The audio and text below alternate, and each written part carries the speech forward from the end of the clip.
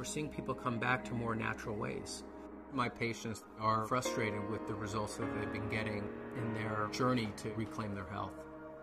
When it comes to emergency room and trauma, we're really leaders in the world.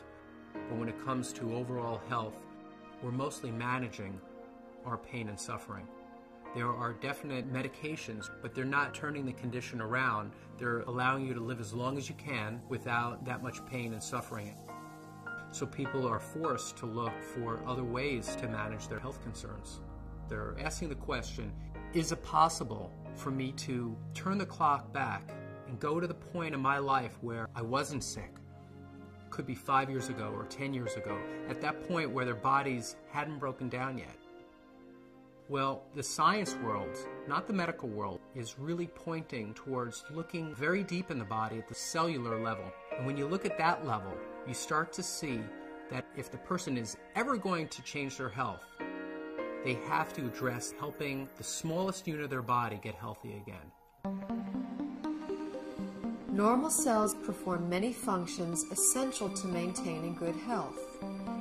They must be able to take in nutrition and eliminate waste or toxins. Normal cells must defend themselves from intruders like unfriendly bacteria, fungi, viruses, and free radicals, and repair the damage done by them. In addition, cells must work together as a team, communicating with other cells to achieve optimal organ and immune system function. Research has already proven our cells need certain essential nutrients, 26 different vitamins, 72 or more trace minerals, numerous fatty acids, and amino acids.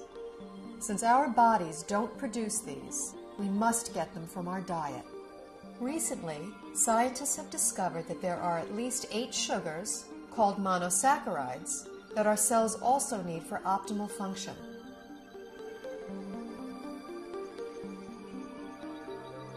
Inside cells, these sugars combine with protein strands and form complex structures called glycoforms. The exterior of a healthy cell is covered with a dense forest of these glycoforms. Glycoforms can exchange infinite combinations of information depending on their shape and charge. Glycoforms are present on the surface of all cells and actually prevent viruses, bacteria, and other enemy cells from entering a healthy cell by blocking the entrance to the cell's surface. Glycoforms can hold on to an enemy cell until an immune system cell can arrive to destroy it. Healthy immune system cells can also accurately identify normal cells and not interfere with their function. Cells covered with glycoforms enable clear and accurate cell-to-cell and system-to-system communication, creating an information superhighway within the body. Glycoforms play a vital role in every human physiological process: immune system response, tissue regeneration, cell replication, growth, and structural stability. They are even responsible for the attraction of sperm cells to an egg cell surface to foster fertilization. When a cell does not receive the nutrition it needs, it cannot produce energy, and it really loses its function. Healthy cells don't function optimally without glyconutrients. That's all there is to it. We now know how important these 8 sugars are to human health. The problem is, only 2, glucose and galactose, are readily available in our modern diets. A fraction of these other 6 sugars can be gotten through diet, but modern agricultural methods, food processing, widespread use of toxic pesticides and chemical fertilizers have all but eliminated them from our food supply. It's only really been since a little before World War II that what we now call conventional methods, that's fertilizer and pesticides, even came into being. What was conventional farming for thousands of years, we're calling alternative farming and organic farming, and what we're calling conventional is actually a new experiment. The connection of healthy soil to healthy plants and to healthy people cannot be underestimated. Most farmers don't use organic fertilizer because of the economics. The government farm programs reward the use of conventional fertilizers.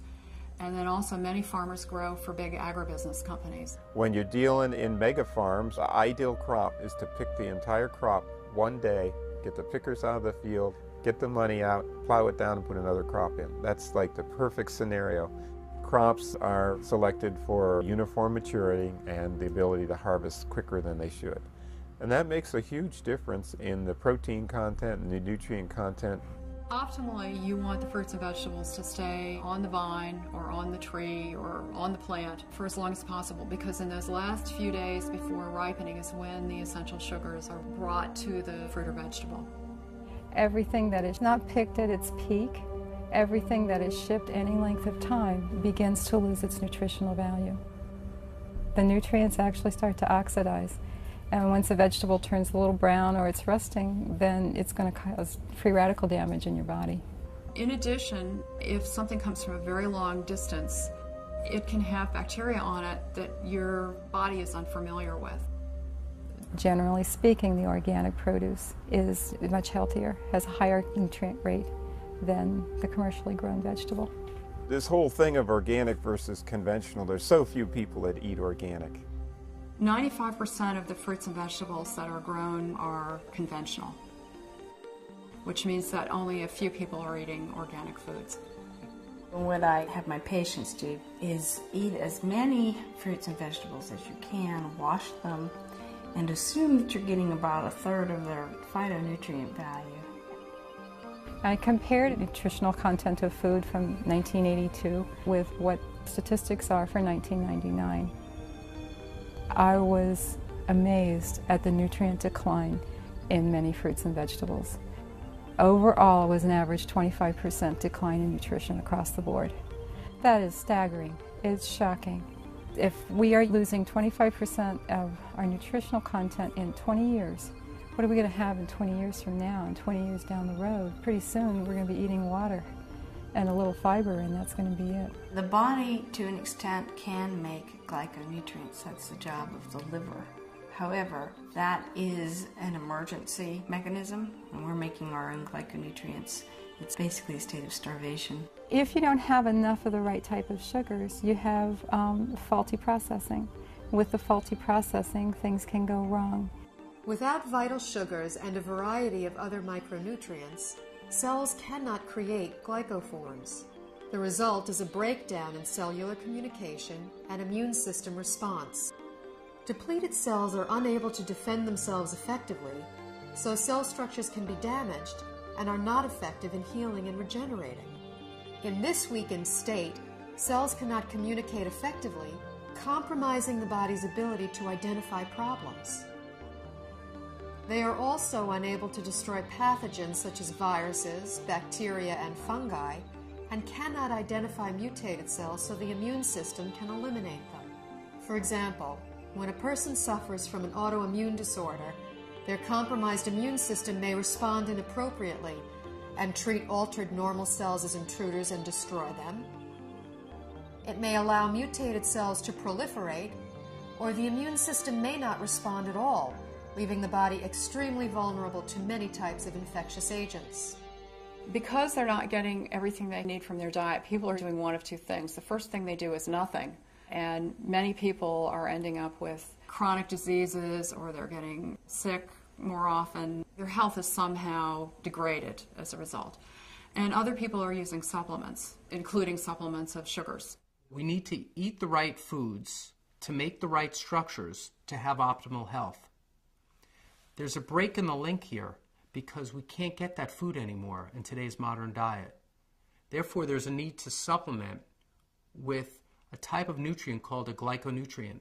When I first learned about these glyconutrients, the concepts made sense to me, but I was very skeptical about using them.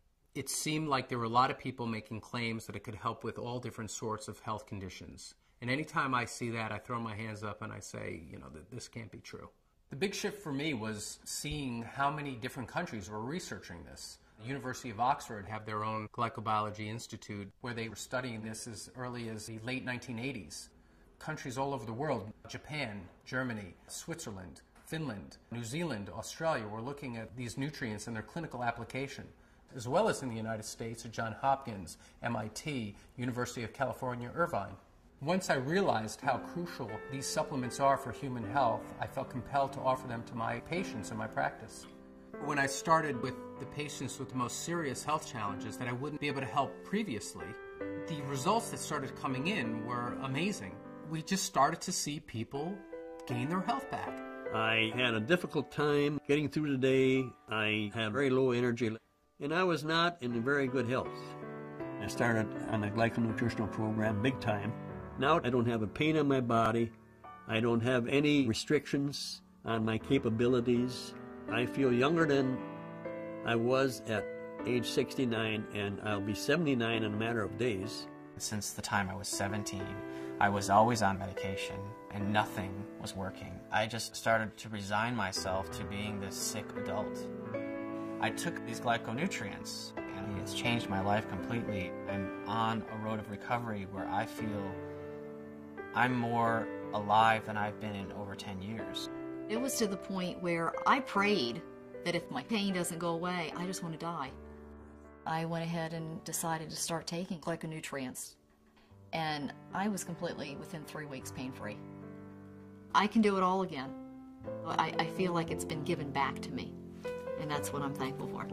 These type of results I've never seen before in my practice, and were exciting to say the least. I believe somewhere in the next 10 to 20 years that this will be in the curriculum of all training because it gets results. I, as a physician, am real excited about that. And I think that physicians in general should be fascinated from a scientific standpoint. After seeing so many dramatic results with the people that I've recommended this to, my approach to healthcare has changed fundamentally. I hope to see a paradigm shift in treatment in the future, where you have a truly integrative approach between traditional medical care and nutritional support. And this would ultimately give people not only a longer life, but a better quality of life.